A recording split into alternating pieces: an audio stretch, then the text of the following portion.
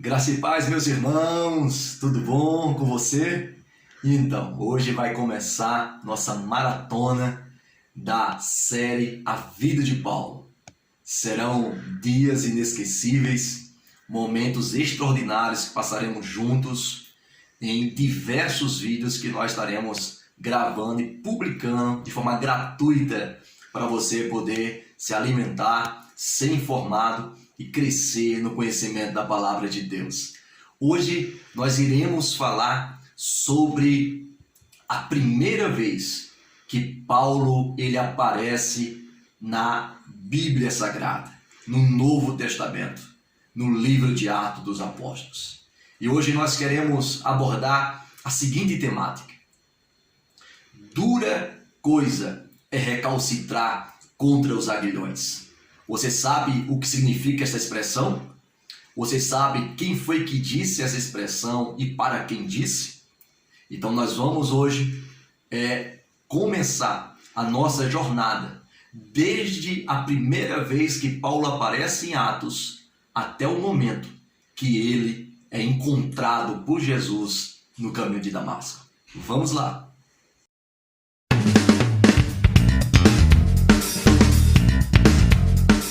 Estamos aqui, queridos, mas antes de nós começarmos o nosso vídeo de hoje, essa trajetória de Paulo, eu peço que você possa estar se inscrevendo no nosso canal, ativando o sininho e comentando, tá certo? Como também compartilhando, para que outras pessoas possam serem alcançadas.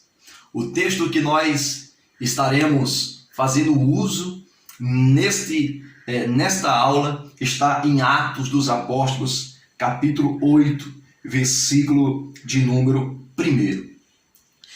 Diz assim a palavra de Deus: E Saulo consentia na sua morte. Naquele dia levantou-se grande perseguição contra a igreja em Jerusalém.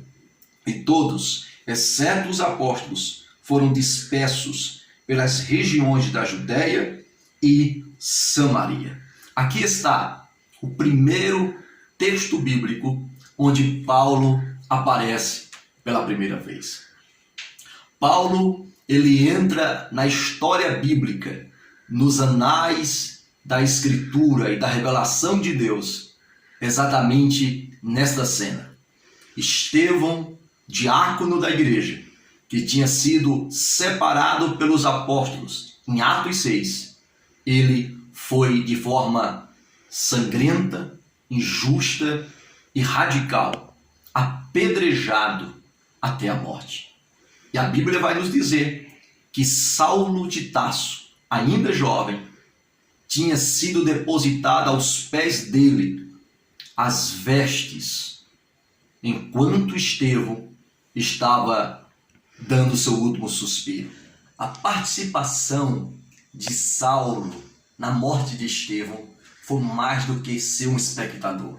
Porque Atos capítulo 6, versículo 9, diz que entre os que tramavam a morte de Estevão estavam os judeus da sinagoga da Cilícia. E a capital da Cilícia era Tarso, a cidade natal, a cidade onde Paulo tinha nascido. De forma que, na descrição desse primeiro recorte, onde Paulo aparece, nós podemos mencionar um dos diversos autores na literatura sobre o assunto que pintam um quadro com muita maestria sobre esse momento. Eu quero citar aqui um dos textos do autor Charles Ferguson. Então, eu quero que você possa ler comigo, vai estar aí na sua telinha, esse trecho que nós tiramos do livro do Charles Ferguson. Abre aspas. Saulo deixa a cena em silêncio. Testemunhara algo que jamais houvera visto. Não podia negar que ficara grandemente abalado. Ouvira a oração de Estevão. Quem jamais orara por seus algozes? O ódio de Saulo era amenizado por um estranho sentimento de piedade. Mas isso durou apenas alguns segundos. Ele não permitiria que suas emoções o empolgassem. Estevão merecia morrer. Sua execução desanimaria outros e, quem sabe, acabasse de vez com a seita dos nazarenos. Todavia, os eventos daquele dia ficariam para sempre em sua memória. Fecha aspas. A partir desse acontecimento, do primeiro mártir da igreja primitiva, Saulo torna-se o perseguidor mais ferrenho da igreja de Jesus. Atos dos Apóstolos, capítulo 8, versículo 3, diz o seguinte: Saulo, porém, assolava a igreja, entrando pelas casas e arrastando homens e mulheres, encerrava-os no cárcere. Lá na frente, quando Paulo, depois de convertido, ao enviar algumas de suas cartas, na carta de 1 Coríntios, capítulo 15, versículo de número 9, ele diz: Pois sou o menor dos apóstolos, e nem sequer mereço ser chamado apóstolo, porque persegui a igreja de Deus. Escrevendo na carta aos Gálatas, no capítulo 1, versículo 13, 22 e 23, ele diz: Vocês ouviram qual foi o meu procedimento no judaísmo, como perseguia com violência a igreja de Deus, procurando destruí-la.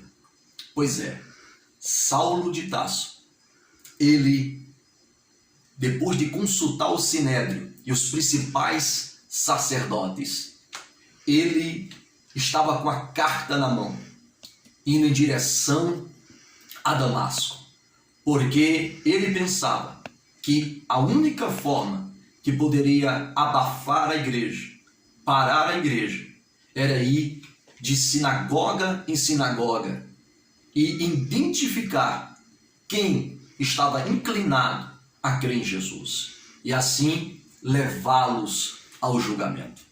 De forma que uma das grandes fortalezas do cristianismo estava na cidade de Damasco. Você pode perguntar: pastor, por que é que Paulo nutria tanto ódio aos cristãos? O que foi que a igreja fez com ele para que ele tivesse tanta raiva, tanta fúria e parecesse como que uma fera indomável? Pois é, o que fez Saulo odiar a igreja foi simplesmente que Jesus era o Messias que fora crucificado. E isso para Saulo era uma contradição de termos. Ele não acreditava que o Messias prometido pelos profetas seria crucificado. Porque em Deuteronômio capítulo 21, verso de número 23, vai nos dizer que maldito é todo aquele que foi pendurado no madeiro. Para os judeus, a bênção de Deus é que envolveria o Messias e não a maldição. Por isso que Jesus de Nazaré ser chamado de Messias, isso soava aos ouvidos de Paulo como uma blasfêmia. E quem fosse acusado de blasfêmia só merecia uma coisa: a morte. E foi exatamente isso que fez Paulo matar os cristãos. Sobre esse acontecimento, o autor Charles Ferguson, ele diz algo interessante. Abre aspas. Caçava os cristãos, atirando-os nas celas e ordenando-lhes a execução. Sua indignação ardia como fogo e seu grito soava amedrontador. Repudie a fé em Jesus ou morra. Fecha aspas. Vale ressaltar nesse inteirinho o que John Stott ele comentou acerca desse momento. John Stott diz que Jesus comparou Paulo a um touro jovem, forte e obstinado. E ele mesmo, Jesus, a um fazendeiro que usa aguilhões para domá-lo. A implicação disso é que Jesus estava perseguindo Paulo usando esporas e chicotes, e era duro, doloroso e até mesmo fútil resistir. John Stott ainda disse que a convenção de Paulo na estrada de Damasco era, portanto, o clímax repetindo de um longo processo em que o caçador dos céus permanecera em seu encalço. Curvou-se a dura cerviz autossuficiente. O touro estava domado.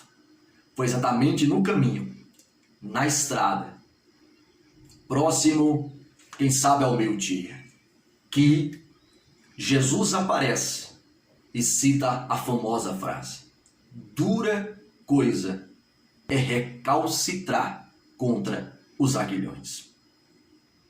Você sabe o que significa esta expressão? Antes de eu te dizer o que significa esta expressão, nós precisamos primeiro definir o que é aguilhão. Aguilhão era uma ponta de ferro que, na extremidade de um bastão, servia para picar os bois. Na verdade, geralmente, esse bastão tinha 2,5 metros e era chamado de aguilhada. O Antigo Testamento nos dá uma ilustração, uma referência sobre essa ferramenta. Lá em Juízes capítulo 3, versículo 31, diz que Sangar, filho de Anate, feriu 600 filisteus com um simples aguilhão de manejar bois. E assim ele também foi considerado um libertador do povo de Israel. De forma que o objetivo de um aguilhão era que ele servia para perfurar. Era usado para furar o boi, para que ele continuasse andando. Era um estímulo para que continuasse puxando o arado, para que preparasse a terra para o plantio. Assim, podemos agora dizer que a expressão recalcitrar contra os aguilhões significa infligir dor a si mesmo, ao continuar fazendo o que sempre fez. Saulo estava esmagado com a sua própria consciência. Saulo estava resistindo à voz de Deus. Saulo estava como que dando coice contra aquele que o queria usá-lo numa grande semeadura e colheita de almas. Vale salientar, já na conclusão deste vídeo e desta aula, o Hernandes Dias Lopes. Hernandes Dias Lopes, tanto no seu comentário de Atos dos Apóstolos, como em seu livro que ele fala sobre Paulo como o líder do cristianismo, ele diz que a convenção de Saulo não foi algo repentino, e sim um processo. Quando Saulo consentiu na morte de Estevão e as roupas foram colocadas aos seus pés, Jesus estava ferroando a sua consciência. Quando Saulo entrava nas casas e prendia os cristãos, Jesus estava com um aguilhão tentando amansar. Quando os cristãos se recusavam a negar o nome de Cristo e disposto a sofrer o martírio, Jesus estava picando a sua mente. Até que no caminho de Damasco, o domador de feras, de touros bravos, chamado Jesus, domou Saulo e o lançou sobre o chão, cegando seus olhos e o transformando em uma ovelha. Jesus tocou a mente e a consciência de Saulo com a luz e com a sua voz, mas não para o esmagar, e sim para o salvar e o libertar. Eu concluo dizendo esse vídeo com algumas lições. A primeira lição é que não existe pecador que Jesus não possa salvar. Segunda lição, ninguém consegue vencer a graça de Deus. Terceira lição, o Evangelho tem poder para transformar. E quarta e última lição, aonde abundou o pecado, superabundou a graça. Ou seja, o que Deus fará na sua vida ou na vida de alguém que você conhece, repercutirá o testemunho do poder de Deus, da graça de Deus e do que Deus fará com você ou com esta pessoa. Que Deus abençoe sua vida Eu espero você no nosso próximo vídeo, na nossa próxima aula. Deixe o seu comentário do que você achou do vídeo, para que nós possamos tirar outras dúvidas que você pode ter brotado em você ao assistir esse nosso vídeo. Deus abençoe sua vida e a paz do Senhor Jesus.